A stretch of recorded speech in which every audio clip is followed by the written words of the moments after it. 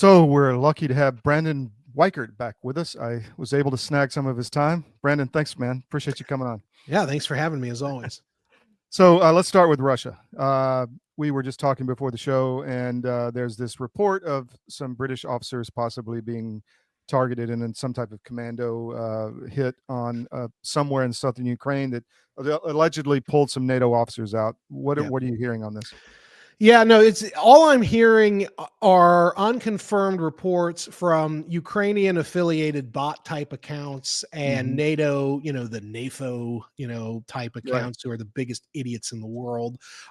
So I don't know. I did reach out. I have some people who work at Russia Today and Sputnik, and I realize those are Russian. I know they're Russian affiliated networks, but I did reach out to them saying, "Are you reporting any of these stories?" And what they told me is, "Yes, we've heard them." And this was 2 days ago, so I haven't checked in. They might have changed this because I don't know. But as of 2 days ago, they had heard these stories, but none of Russia's media were reporting it, which indicates to me that they're not officially ready to go ahead with this. It's very believable. As I told you before the break, 2 weeks ago, I was on Al Arabiya English, and I did their Counterpoint show. And I got into a debate with former Defense Secretary for Britain, David Cameron's government, Sir Michael Fallon. And part of the debate, I cornered him and basically demanded that he explain his government's position on my theory and others that basically the Brits were trying to ensnare the Americans through an Article 5 declaration by putting some of their people in Ukraine and hoping they either got shot or killed or captured so they could get that declaration going. And he basically would that trigger that though? Because that's not a threat on NATO, right? It's an attack on British, British citizens or British officers. They could certainly make the case. So let's just leave it at that. They could certainly make the case that constitutes a violation or a need for Article 5. Whether or not the Trump administration feels that rises to the occasion, I would have said about 45 or 55 days ago, categorically it wouldn't. But given how Trump has sort of crapped the bed the last 45 days, who knows? But I cornered Sir Michael Fallon and got him to basically admit that is the sort of the thinking in London is, if we can get some of our guys into Ukraine and they get killed or captured on a quote unquote peacekeeping basis or mission, that would maybe allow for them to ensnare the Americans. What I want to make clear, the 5% canard, right? This is, NATO, they got Trump held the fire, feet to the fire. The people who are saying this are the NAFO types. The people who are saying this are the pro-NATO bots. The people who are saying this are the leaders of NATO in Europe who are very scared about the alliance going away. The people who are saying this also are the Hudson Institute types who, until 2 seconds ago, were never Trumpers. But now suddenly Trump is bombing Iran and he's obviously now recommitted to NATO. And now suddenly Trump is this very tough negotiator in their eyes. Well, the real reason is because they know they got Trump by the soft spot. They got him where they want him. The 5% canard is exactly that. It's not legit. Those economies in Europe are never going to be able to sustain 5%. They're not going to even be able to make that quota anytime soon. This is just to keep Trump engaged long enough for them to get a declaration of Article 5. And once that happens, all of these concerns go away because the Americans will basically take the lead and we're at war with Russia. And that just for our audience, Article 5 is the NATO article in the treaty with our alliance that if one nation is attacked, we have to respond as an alliance. So just so people understand that. So, I'm hearing that from my sources that the narrative the Brits are putting out is, well, they were there on war tourism, which I find a weird, term in itself. But we'll see. That term, I first heard that term from a friend of mine who served in Iraq during the Casey years. General Casey was in command, and that was around the time that Casey was basically telling our troops not to do patrols, and if you do patrols, you have to stay in the Humvees and you have to stay behind armor, not integrate. And he derisively, he said it felt like I had become a war tourist just passing through the war zone. But now apparently this has become a a thing, war tourism, because a neighbor of mine, well, somebody who lives the next town over from me, 25-year-old former Navy SEAL, was killed in Ukraine about 2 years ago, supposedly there as a volunteer. He was a Navy SEAL, though, and I have strong reason to believe that Eric was killed because he was a CIA contractor, and he was part of a CIA mission there. So, there's that as well. War tourism is the new lingo for covert action. Mercenary, whatever. Yeah. I had a guy tell me to my face, that we just came back and my friend stopped counting at 500 Russians that he killed. So, I mean, that we're in it over there. That's right. Sure. And let's not forget, a year ago, last August, I reported this, and I've been trying to get follow up on it, and it's become a dead end. But there was a couple of Chechens who came into the United States. Yeah. And they they pretended to be these utility workers, and they posted outside Lieutenant Colonel in the Special Forces out of Fort Bragg. They posted outside his house. And when he came back from Ukraine, they attempted to murder him and his entire family.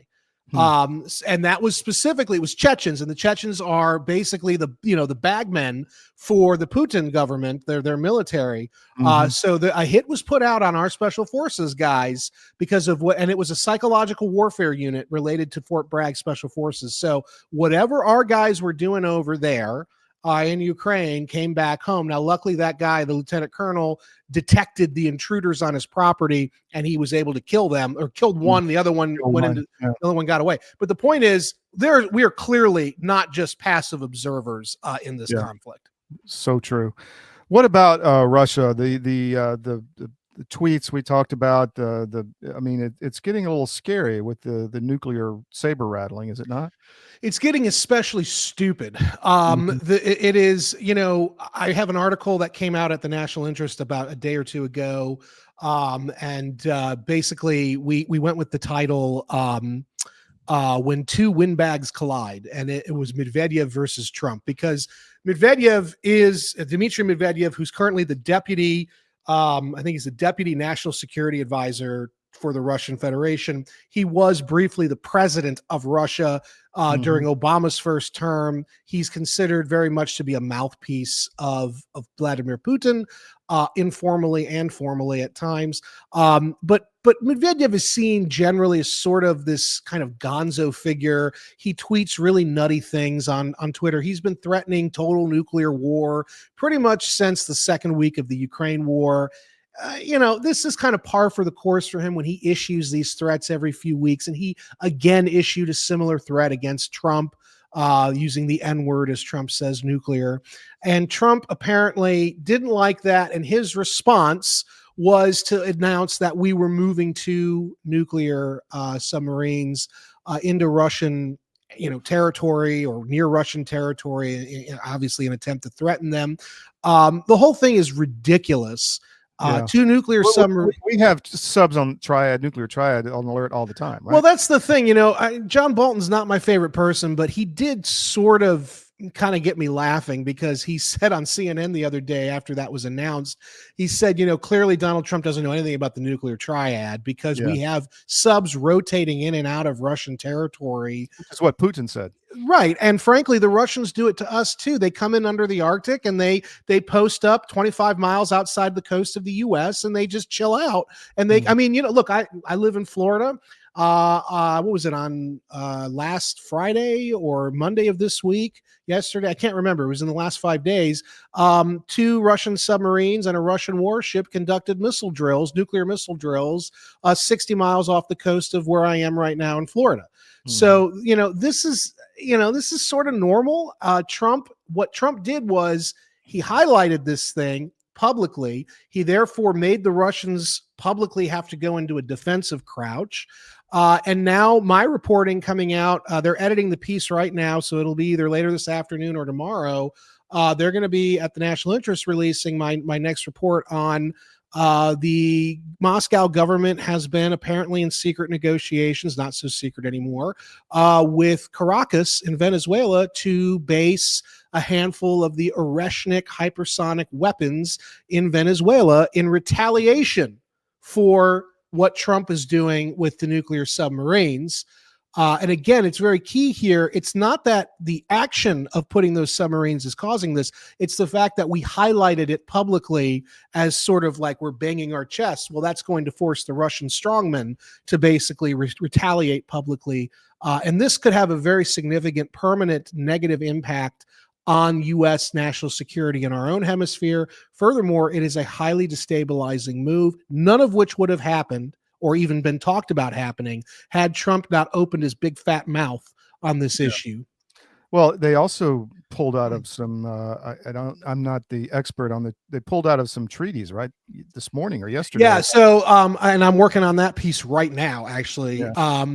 Medvedev announced that they were pulling the IR. They're pulling out of basically and I'm forgetting the treaty off the top of my head, but it's the treaty that prevents the deployment of intermediate range ballistic missiles into Europe. It's the one that we had the big demonstrations about. That's right. I think is that the INF? Yeah. But to be fair, we pulled out of the INF in 2018 when the first week of John Bolton's tenure as National Security Advisor. Now, the reason we did that was it had nothing to do with Russia. It was because China was not a signatory to the INF, and they were basically building out an arsenal that outstripped even that of Russia with IRBMs because they didn't have any of the caps that the Americans and Russians were privy to. The Russians, I believe, if it's the INF, and I'm forgive me, I'm drawing a blank, but I believe it was the INF, and the Russians said they were going to continue to adhere to the dictates of the treaty, even though the U.S. had pulled out.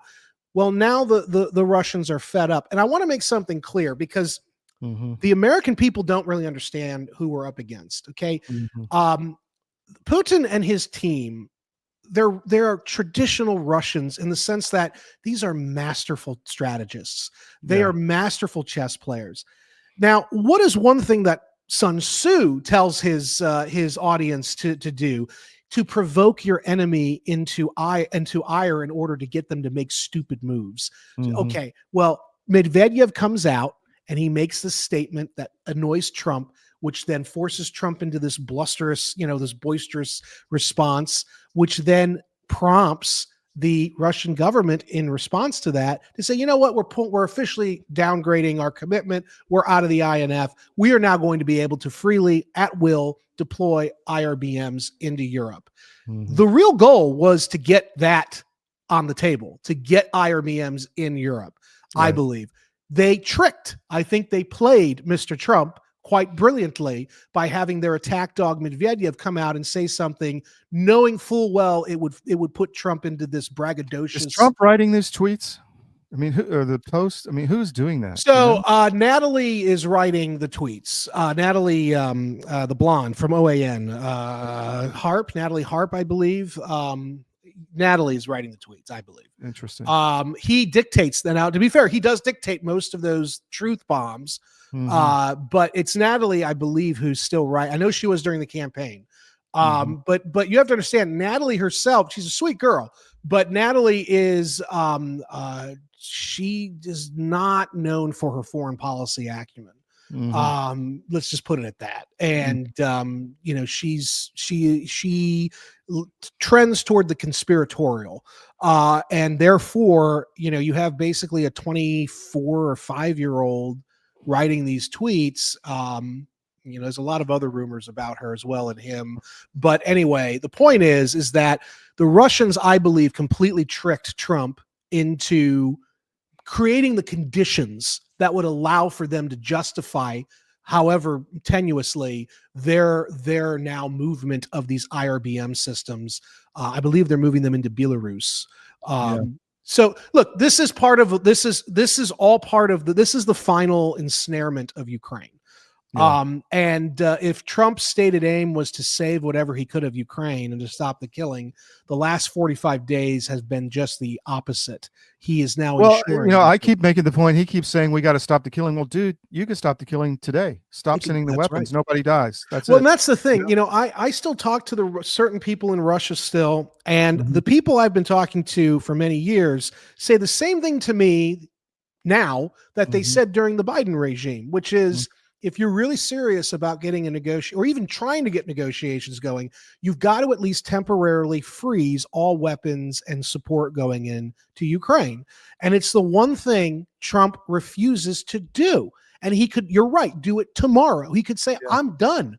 And frankly, he would have justification. Elbridge Colby, the Undersecretary of Defense for Policy, he did a mandatory review of America's stockpiles about 3 or 4 weeks ago. And what they determined was that we have gone below war reserve status on our critical stockpiles. Ridiculous. I've written about that over and over and over again. And Trump said it. That's right. And our defense industrial base cannot recoup those losses anytime soon, especially not with the operational tempo, both in Ukraine and in the Middle East being what it is. So Trump that was a perfect excuse to say, I'm freezing this thing. And I thought that's what he was going to do. But then if you remember, 48 hours later, after that report was released, Netanyahu shows up. Netanyahu then, I don't know what happened, but suddenly at that dinner, Trump is asked about that report that Bridge oversaw, and he threw Bridge under the bus. And he said, "Oh no, we're not. I don't know who did that. We're not stopping this. We're going to be releasing more weapons. The Ukrainians need it."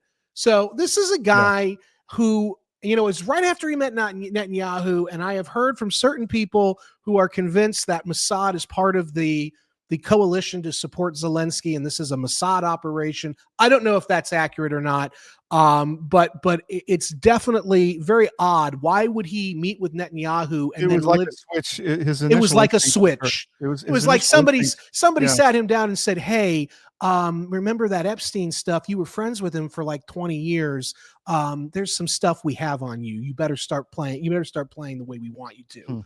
Well, and by the way, Medvedev, in his Twitter exchange with Trump or with whoever was controlling the Trump account, he explicitly said, after Trump said, "I'm moving these nuclear submarines," he said, "Do you really think Mossad is the only foreign intelligence service with compromise on you?" Yeah. So, and I can guarantee you, if Mossad had it, they likely sold at least some of the information to Russia. And I want to make something clear about this as well. When you're talking about the highest levels of intelligence gathering and networks, at some point, even rival intelligence networks will start to cooperate. So we hear a lot about the Israeli-Qatari split. They hate each other, right?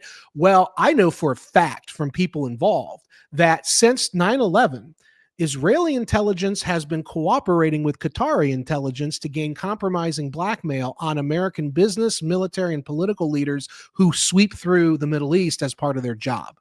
And so these networks, they may hate each other, they may fight each other on other things, but in other ways they cooperate. And that is the relationship between the U.S., Britain, and certainly Mossad when it comes to Epstein. But it's also, I believe, the relationship between those three organizations and Russian intelligence at that time. We know Ghislaine Maxwell's father was a triple agent. He was a cutout, not only between the U.S. and Britain, but between U.S., Britain, Israel, and the KGB. So at the highest levels, these organizations were actually intermarrying and working together on certain issues. Well, the instincts Trump had initially were correct, and the people would support him if he said, "I'm done with Ukraine." I mean, he would. That's right. In fact, his poll numbers would go up. So that, and if he said, "I'm going to get a deal in the Middle East and I'm not doing any more bombings." Yeah. I am what we voted for. That's exactly right. I'm the biggest critic of the Iranian regime. It's not our friend. We can't trust them. But it has to be an internal Iranian issue. The Iranian people need to resolve this on their own. Exactly. That we can't do anything for them, because anytime we start trying to do top-down regime changes, particularly in that region, we end up picking the wrong people. We end up making everything worse. Again, look at Iraq. We make everything worse. I went to college with a girl who was a cop. She was a Christian from Iraq. Her dad was actually part of the Iraqi National Congress. And she told me, I'll never forget this. We did a Middle East politics class together. She's a beautiful, beautiful woman, brilliant. But she yelled at me. She said, "Do you understand that life was better for us under Saddam than it was after the Americans came through?" And this is a woman whose father was tortured by Saddam. Yeah. So we have no business. And all Trump has to say is, "I'm with the Iranian people. I hope that they do the best they can, but we cannot be bombing Iran expecting it to have a positive result, because the history doesn't match the reality. The history is not that in the region. Every time we bomb one of these regimes and overthrow them, something worse happens for us. So we need to be taking a step back. I completely agree. And we didn't vote for that. We didn't. No. I want to ask you, I just got back from Armenia and I was in Istanbul, really looking at the situation. I think Armenia is fantastically interesting. I mean, so you've got the genocide hangover there. You've got the attacks by Turkey. You've got the Azeri war. You've got now the U.S. is coming in to establish and control the Zangezur corridor. I can't say it right along the Iranian border. And how do you say it? Is it Zangezur? Is it Zangezur? I don't know. I can spell it, but I can't say I can too. Yeah. But you know what I'm talking about. I do. So, you know, there's a meeting Friday between Pashinyan and Aliev. I think Aliyev. How do you say the Azeri leader's name? I don't know. Peace but deal, I know who you're talking it's about. right along the Iranian border. The Iranians are now like, this is not cool. We're going to put U.S. forces to control. First, we're taking territory from Christian Armenia, which is bullshit to me, in my opinion. And literally taking sovereignty away from them. And they had this done to them over and over and over for decades. And you're putting U.S. troops on the Iranian border. I mean, what the hell? What's going on? Okay, so I have been, myself and my buddy Lee Slusher, who is another guy I need to put you in touch with. He's a great guest to get. Former U.S. intelligence. We both on our own have been tracking this story, and there's so much there with Azerbaijan and Armenia. So let me just give you sort of some data points, and then I'll address your specific point, because it all relates. I don't know if you heard, but they're talking now about incorporating Azerbaijan. This is a special report. Knowing how to invest your money is harder than ever before. Dealing with stock market volatility, record debt, and terrorist attacks requires new thinking. At U.S. Asset Management, we can help you see the world more clearly so that you can move beyond the chaos and invest with confidence. Call us, visit us online, or drop by our office. U.S. Asset Management, helping you make better decisions with your money. Your government doesn't care about you. That's why you need a medical emergency kit. It contains life-saving medications like ivermectin, Z-Pak, and antibiotics. Stock them before they block them. In the Abraham Accords. I reported on that, yes. Yeah, so the Abraham Accords. Not Armenia, but just Azerbaijan. Azerbaijan, yes, and there's a reason. Not this Christian country, but just the Muslim country. Muslim country, right. Yeah. This goes back to this Zangezur corridor, and they, as in the U.S.-led alliance, is attempting to basically cut out Iran from the natural gas and oil flows coming out of the Central Asia into Europe, into the other parts of the Middle East, because they want to hurt Iran's economy. Iran right now is able to charge transit fees. Azerbaijani gas and energy sources have to cross through Iranian pipelines. This new corridor would bypass that, basically. And the Iranians are saying, hey, this is an encirclement strategy. They're probably right. It is. So the Azerbaijan-Armenia conflict has been going on for years. Azerbaijan is not only backed by Turkey, a fellow Muslim power, they are backed heavily by Israel, and they are nominally backed by the United States. I'm told that I was told on the ground in Armenia last week that Israel has bases inside Azerbaijan. I was just getting to that. Oh, so okay, sorry. Let me just give you the 12-day war is what they're calling the conflict recently between Iran and Israel. Fine, it's a good name. It's very sexy. Okay, we'll go with it. The 12-day war happened, and everybody was stunned and amazed. And the Israelis said, the F-35 Ayadir is the reason we won this thing. It was amazing. Well, that's a bunch of malarkey. What they did, they had guys pre-positioned in Iran. They had drones coming in massive numbers from neighboring Azerbaijan, and they were conducting standoff missile attacks from relatively safe airspace in neighboring Iraq and neighboring Azerbaijan. In fact, there are some remarkable pictures of Caspian Sea fishermen pulling out the spent fuel tanks from F-16s from Israeli, and it has the Israeli writing on it, and it's, so that's clearly it's Israeli. The Israelis use, and they are still using, Azerbaijan as a base from where they can attack and strike deep inside of Iran. This is the hidden story. This is the story the IDF dare not tell, understandably, because this is where so much of the offensive operations against Iran emanated, was in Azerbaijan, and there is a continuous support for the Azerbaijani government. The Israelis helped and gave a bunch of money and weapons to Azerbaijan during the Nagorno-Karabakh conflict, which were used explicitly to annihilate some of the oldest Christian communities in Armenia, in the world, in Armenia. Country. Yes. Well, and of course, now look, there's another layer here. The Russians have a major base in Armenia. And a few weeks ago, when the Zhangzhou corridor thing was coming out about how Turkey and the US and Israel were going to help Azerbaijan develop this thing as a containment against Iran, the Russians, supposedly they're losing in Ukraine. They're moving 250,000 troops down to this Russian base, because the Russians obviously know that this is really part of NATO's play against Russia. So to be clear, the U.S., a country that was founded by Christians, that is overwhelmingly a Christian nation, has aligned with Islamist Turkey, Zionist Israel, to support Islamist Azerbaijan in slaughtering and annihilating our Christian brothers and sisters in Armenia, because they're trying to stick it to Russia. Yeah. Another Christian country, by the way. We just spent 2 weeks over there on the ground, because that's exactly the story I wanted to bring out, is that nobody gives a damn about the Christian population there. I mean, because they're not sitting on any oil, and they don't have,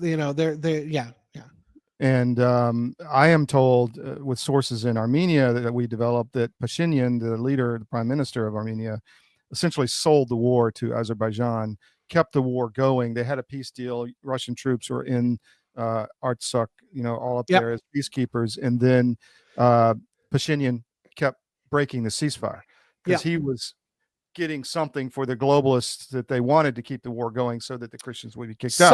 Something that Lee Slusher brought up. I interviewed him when I filled in for Emerald Robinson a couple weeks ago. Something he brought up to me. He linked this Zhangzhou corridor. He linked it to this massive base we're building in Romania.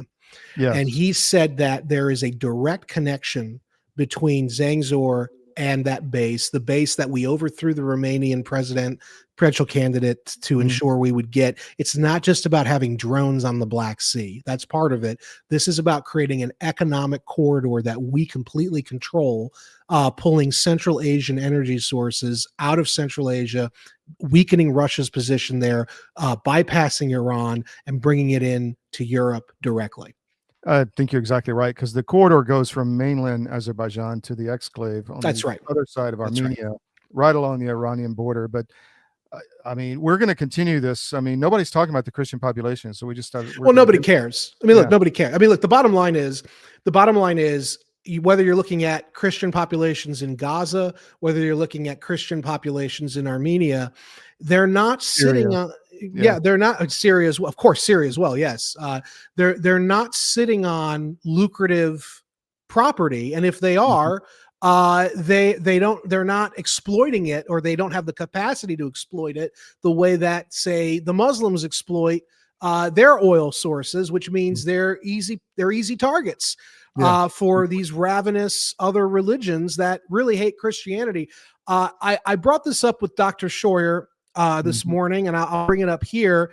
Not only is there a national security, obviously, angle to what's going on in the Middle East with who we're supporting and who we're against, but there's also a religious angle here. The Zionist, Islamist groups, the one thing they agree on is they hate Christians, and they're getting the U.S. and the Europeans to support them in slaughtering the Christians. And of course, while Donald Trump is not a Marxist, but so many people in power in DC and Brussels and London and throughout the West, they're all globalist Marxists. So the red-green axis is very strong right now. They're aligned with the Islamists. They're aligned with the Zionists in the cause of killing as many Christians as possible, this is not just geopolitical, this is spiritual as well. This is a spiritual war we are seeing play out. And we're not like using these terms lightly, slaughtering, killing. No, I mean, that's what they're doing. It's like it happened a few weeks ago in Syria. We installed ISIS or Al-Qaeda into Syria with Golani. First thing he does is go down and kill 10,000 Alawites and a few thousand Christians. I was on with my buddy William Wolf, who is a wonderful guy. He's former Pentagon official for Trump's first term. He's currently I think he's the executive director at the Center for Baptist Leadership. He's a pastor. He's becoming a pastor.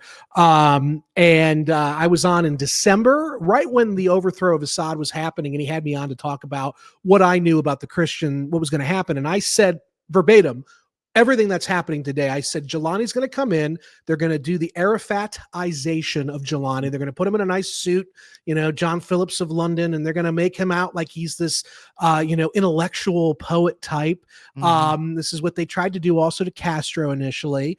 And then, the true colors are going to come out when he unleashes his ISIS army upon the Christians and the Druze and the Alawites and eventually the U.S.-backed Kurds. And it is proceeding apace. In fact, it's proceeding a lot faster than I thought it would. I thought he was going to have to wait a couple of years to solidify power, but he just dove right in like the plucky jihadi that he is. Well, and what people don't realize is that the Netanyahu government, they talk about, Tucker being, controlled by Qatar or whatever, but the government, his own chief of staff, or maybe not the exact position, but they're taking money from Qatar. That's what Qatargate is in Israel. So it's fascinating. I want to make it very clear that which I said about the Epstein thing is true across the board. At the highest levels, Qatar and Israeli intelligence are one. This idea that there is this great divide, it's bunkum. It's malarkey. They cooperate in key areas.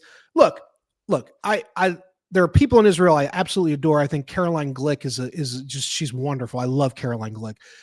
She broke the story, and she's a Netanyahu advisor today, but she broke the story, the mowing of the grass. This is where I first heard it, was from her 4 or 5 years ago. Netanyahu's government, they had decided it was more sound strategically for them to basically bribe Hamas to not attack them so that the IDF could focus its defensive perimeter against Hezbollah to the north. Now, they were bribing Hamas, and we know there's an element of the Zionist political movement that believes they need to support Islamists who hate them because it will make a peace deal impossible between Israel and the Palestinians. If they help get in these Islamists are never going to negotiate in good faith with Israel. They don't believe Israel has a right to exist. And this is who Israel, the Zionists, want running Gaza. They want a fanatical Muslim Brotherhood group running Gaza because it benefits them in the long run,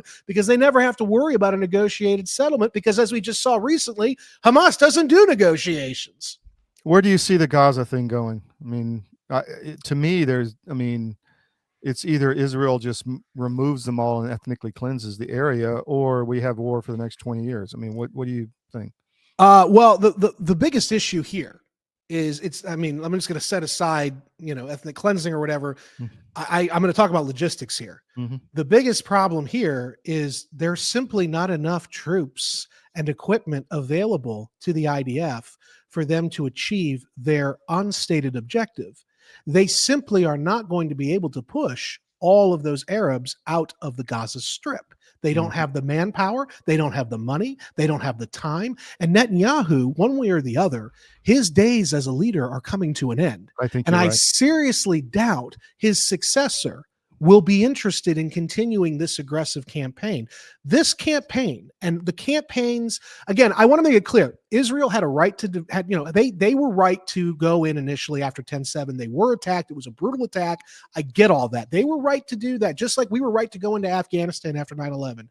But everything that happened after that Netanyahu kept expanding the war and hitting as many targets as possible outside of Gaza because it coincided, just like Bill Clinton did during the Lewinsky scandal, it coincided perfectly with major movements in the legal case against. Well, every time he goes to court, they have another war. That's right. Well, it's just like 1998. Remember, with Clinton would bomb an aspirin factory in Sudan the night before Lewinsky is supposed to or somebody in the Lewinsky scandal. It's it's wag the dog. I mean, that's what this is. Netanyahu ultimately is just another politician, regardless of what country he's from. This is what they do when their rear ends are in a sling. Well, it was one of the I forget who said it. A senior Israeli military official on the other side of the aisle said, "Look, we've taken these spots in Gaza like 2 or 3 times, and now we're going back in." Yeah. So it's a lot like Vietnam too. I used to talk to a lot of Vietnam vets, and they were always befuddled by the fact that they would basically be forced to take a hill, then give it up, then have to go back. And they would say this is one of the reasons they lost the war is because that's not a winning strategy. And Netanyahu's not interested in winning. I mean, I want to make this clear. Netanyahu doesn't care about winning. For Netanyahu's political purposes, it works that they keep having to fight because every time something happens with him politically negative, he can just redirect and say, hey, I got to go now and occupy Gaza for 400 years. I mean, this is not sustainable. I, as you have a lot of friends in Israel, we've reported on it from the ground. I mean, I have yet to speak to an IDF general who is okay. Seriously, I talked to a lot of retired IDF guys. They are not okay with the strategy right now. Well, that's what I'm saying. In the beginning, people were like, no, Netanyahu's, my God, the whole country was split over him. I mean, that's why this thing may have popped off. But now I see kind of like circling the wagons. Well, we're all Israelis. We got to fight. Right. But to me, it's the Netanyahu government, not Israel. That's how I see this going down. I agree. It's the Likudniks. The problem is I was talking to somebody. I live in Florida, and there's a lot of Jewish people down here. I'm friends with a lot of Jewish people. I was talking to somebody down here who is Jewish and very pro-Israel, and they were like, "Why is the right turning on Israel?" I said, it's very simple. I said the problem right now is most people in the right who've been around for a while are tired of the Middle East generally. We are aware economically we cannot sustain this policy. And also we know fundamentally we are torn now between head-chopping Islamists on the one side and a very radical ethno-religious Zionist movement on the other. And as Americans, mostly Christians, we don't want anything to do with either of these things anymore. Well, the problem is that, you see and I'm not talking, there's a Zog government or whatever that I'm just saying, you see the influence on our policy, it's very clear. U.S. policy. That's what pisses me off. Our third highest ranking government official, the Speaker of the House, Mike Johnson, he declares an early recess because he doesn't want to vote on the Epstein file release happening. Then he flies immediately, not to his district like any good congressman would do. He flies to Israel and he's, praying at the wall and whatnot, wailing at the wall. And then he's briefing members of the IDF. If that doesn't give you the heebie-jeebies of foreign influence, regardless of whether it's Israel or China or Qatar, it doesn't matter. I don't want my senior government officials spending all their time supporting a particular foreign government that is very toxic right now. It's not good for America's soft power for us to be this wedded to Israel. Well, you see in this, in Georgia, they have to sign a pledge to support Israel to be in the Georgia legislature. You see this kind of crap, and it's like in Texas, I think too, they did that. It's just insane. Well, and then thankfully we got Trump to abandon, and I don't even know if he really did abandon it. The stupid part of the big beautiful bill that basically, and I live in Florida, so that means disaster relief is a big deal to us. Anybody who's ever expressed any kind of, anything skeptical of Israel, the state has to prove that they do not support those beliefs if they want to have access to the federal emergency. Why would he think that would fly? Well, I think it's because, again, he's probably all over the Epstein files and he's doing whatever he can to stay in the good graces. There's also something else, and you mentioned this before the show began. I've written about it for the last year. If you remember, after the Soleimani hit, which was totally justified, I thought Trump was brilliant in doing that. It had to happen. Because Soleimani killed American troops. He's got blood. And the same thing with Jelani in Syria. We should be killing him too, because he killed people in Iraq who were our people, our troops. Anyway, there was a falling out between Netanyahu and Trump, and it was very real. Trump hated Netanyahu. In fact, it was so bad that Netanyahu, when Trump was contesting the election in 2020, Netanyahu was I think he was in the top 10 leaders, one of the first 10 who called Biden and said, "Congratulations on your win, Mr. President Biden." Trump, that was it. That was like the death knell of their relationship.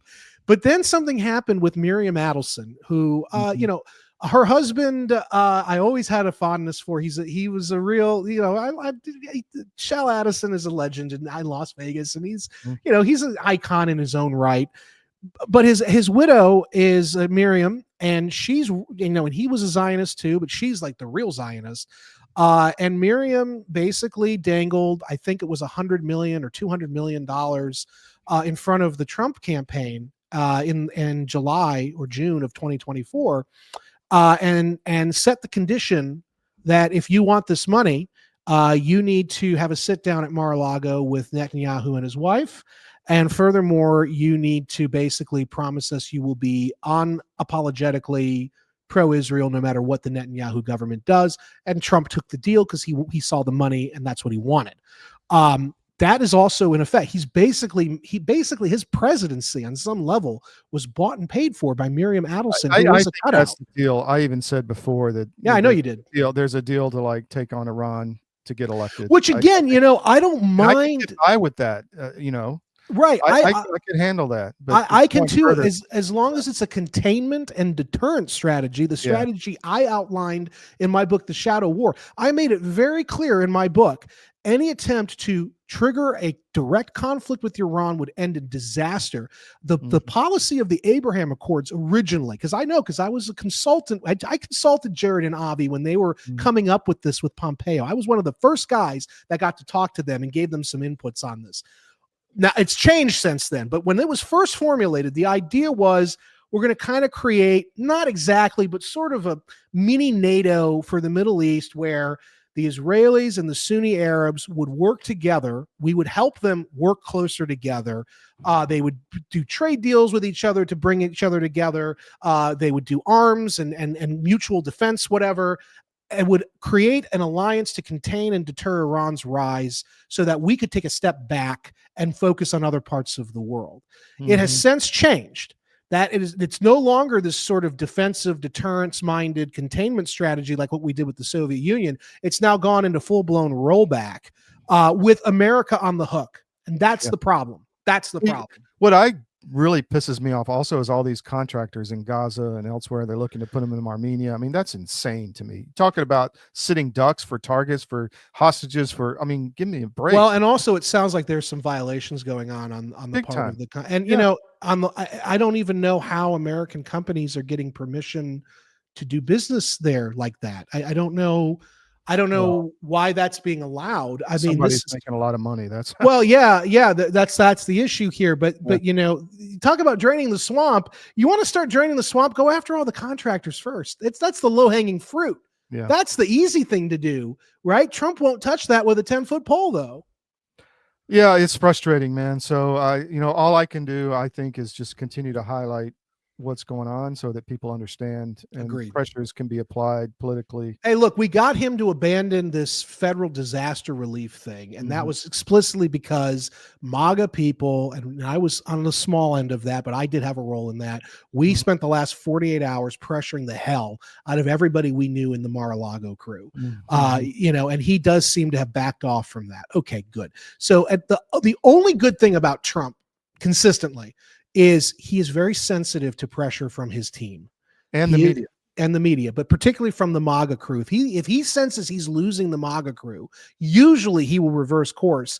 Unfortunately, when it comes to the Epstein thing, no amount of pressure is changing his mind, and you have to wonder why. But yeah.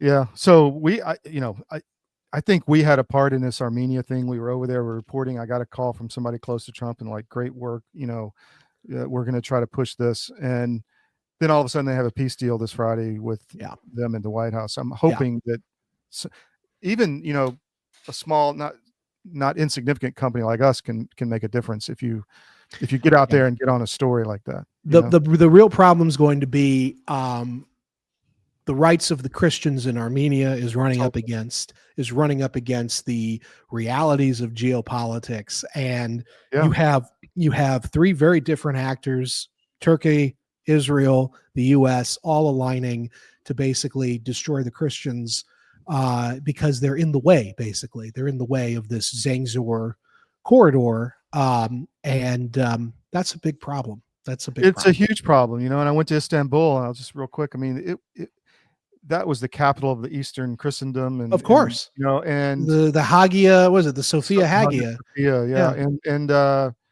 it's like they turned it. It's the den of thieves, man. You walk in there and you're like assaulted.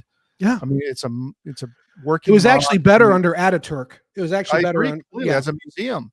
Yeah. Well, because I have a this was a family friend I grew up. He was a Navy guy in the Cold War era, and he used to talk so fondly about going to Istanbul and how it was so beautiful and it was so inviting. That I talked to friends of mine who go to Incirlik still for the military. They don't talk about it like that anymore. No, it's become. I mean, literally. I had somebody on my team as we left Armenia. They were saying, "What a great place! The people are so kind," And I'm like, "Well, it's a Christian country." But then we went to Turkey, in Istanbul, and they're like exact opposite. I mean, guys, from the moment you get in a taxi, they're trying to rip you off. Yeah, of course. I mean, it was just my great grandfather was British intelligence, Mm-hmm. and I remember he would say, he had a saying that he told everybody: never turn your back on a Turk. So well, they were creative in trying to get money out of you for sure. Well, Brandon, anything else you want to get out, man? I appreciate your time. Yeah, no. Like I said, the story that's going to be dropping soon is the story of possibly Russia moving Oreshnik hypersonic weapons into Venezuela. This is key because, it's big also because Venezuela has replaced Cuba in our hemisphere as being the big threat. Mm-hmm. And Venezuela, Tren de Aragua is the big gang they've been sending up here for 5 years. It's not just a prison gang. I talk to Venezuelan dissidents here in Florida all the time. It targets Venezuelan dissidents for Maduro. He sends them target lists. They are a paramilitary. In fact, there are Venezuelan intelligence officers embedded actively with Tren de Aragua operating here in the United States. So it's not just about criminality. This is about Venezuela punching above its weight geopolitically. And now they're going to be using Russia to do that as well. Yeah. Wow. Well, like have you back on when you get that story more filled out. Yeah, absolutely. All right. Take care. Thank you.